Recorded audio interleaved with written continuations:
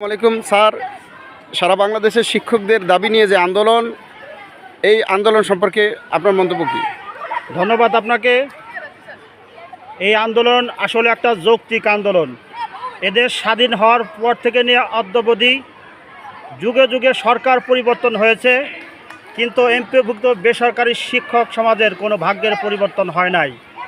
আজকের এই দিনে দ্রব্যমূল্যের যেই গতি দেখেন, একজন রিক্সাওয়ালা সেও কিন্তু মাসে 30,000 টাকা যদি সে ইনকাম না করতে পারে, তার সংসার চলাটা হিমশিম খায়।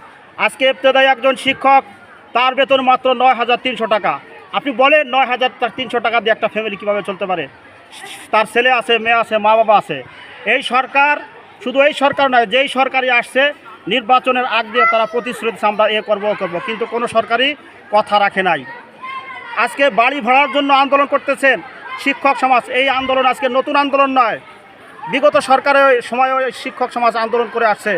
বাড়ি ভাড়া শিক্ষক, সরকারি শিক্ষক যারা আছে তাদের 45%, আর আজকে শিক্ষক যারা আন্দোলন করতেছেন দিনের পর দিন শহীদ মিনারে, শাহবাগে, এরপরে প্রেস ক্লাবে তারা কালাতিপাত করতেছেন, তাদের দাবি সেই 45% নয়, 20%-এর জন্য তারা এইভাবে আন্দোলন করে আসছেন।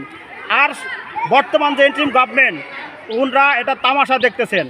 যখন এর কিছুদিন আগে 45%-এর দাবি নিয়ে আন্দোলন আসছিল, তখন কিন্তু এই সরকারি প্রতিশ্রুতি দিয়েছিল যে 20% যদি হয় তাহলে আপনাদের 20% দিব।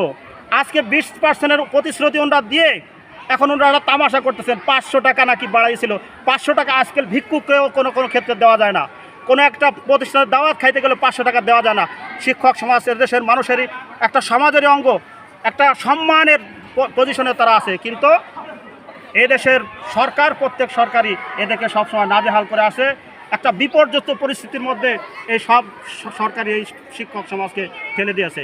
এর জন্য আমি বলতে চাই, সরকারকে বলতে চাই, শিক্ষকদের এই যৌক্তিক দাবি মেনে নিন।